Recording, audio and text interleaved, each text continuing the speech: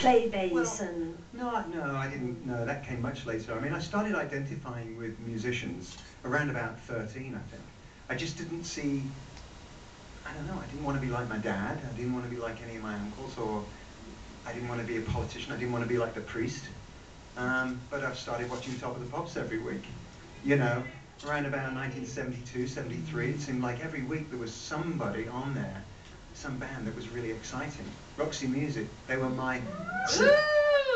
Seeing them, you know, that chapter's called My Moon Landing, because like, things were never the same after that. They were so ultra, you know, they were so out there. And, you know, not just the sound, but the way that they looked, and they were a real band. Every one of them was interesting. Yeah. So I started identifying with artists like that, Bowie as well. Rod Stewart I liked. I mean, you know, my cousin Eddie was 5 years older than me, and he became like my big brother around about this time.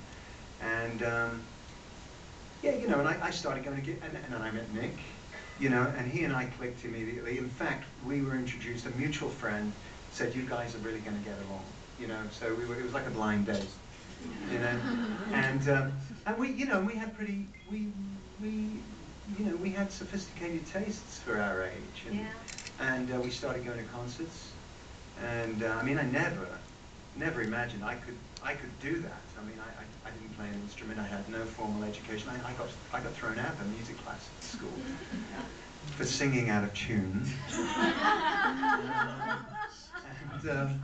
But then the Sex Pistols came along, right, Glenda? That's absolutely right. And the thing about the Sex Pistols was that their whole philosophy was, you know, it was a revolution, wasn't it? It was out with the old, you know, all those bands we've been following for years, you know, with the, you know, like Led Zeppelin and The Who. It's like, oh, they were crap, you know. Everything went out overnight. Everything you thought was cool went out overnight. The Sex Pistols sort of reset the bar, and the philosophy of that was, I don't know, you remember Sniffing Glue? No, I don't mean do you remember Sniffing Glue? Do you remember that fanzine? Yes, of course, I do. Well, there was you know, a lot of these fanzines, that was one of the great things about punk, wasn't it? That people started these mimeographed magazines that they would do, you know, on their school Xerox machines. Sniffing Glue was one of the first. Yep.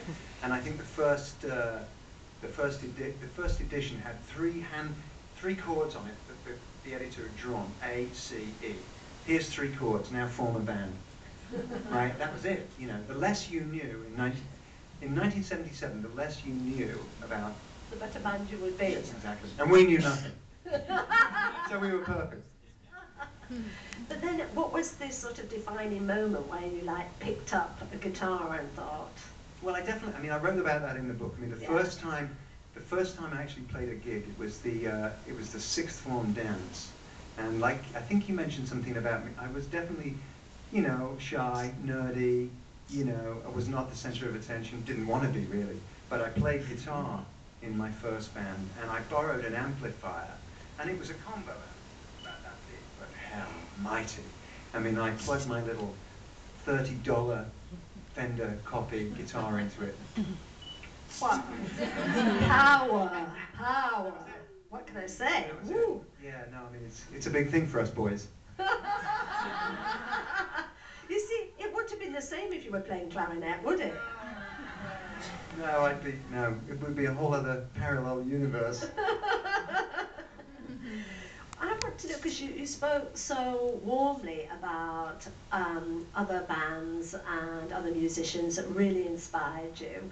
When you actually met them, when you met Brian Ferry, when you met David Bowie, what was it like to meet your heroes? I think they were always great, actually. I mean, you know, there's a great sort of, there's quite a fraternal sensibility within the music business anyway. You know, we see these new acts coming along and we pat them on the head and say, oh, that's so great that you're a part of this. One Direction, you know, I just can't wait to pat them on the head. Give me a minute.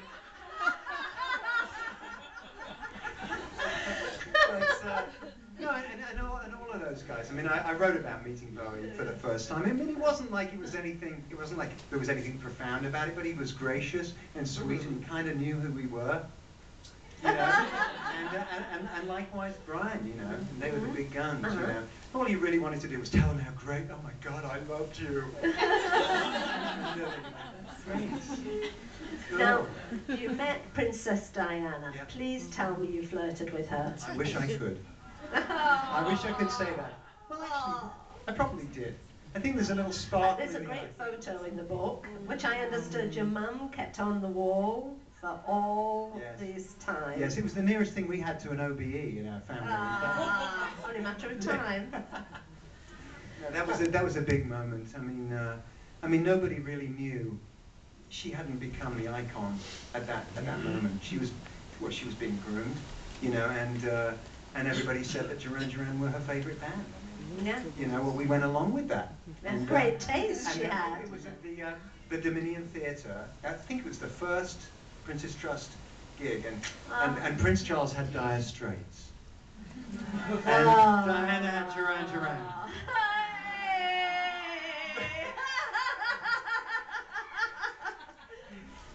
Yeah, no, it was a good night. Terrible show though. Oh dear. There's one real thing that you always think when you think of rock bands. You think that they're going to marry models. And you yourself have been out with several models. Renee Simonson, and then if you take Simon actually discovered Yasmin in a fashion magazine and cold-called her. Why do you think that is? I'm going to quote Simon Le Bon on this. Okay, blame him. Okay, which means it's going to be vulgar. Oh, I'm so happy. Simon has a stock response to this question. Okay. Why does a dog lick its own balls?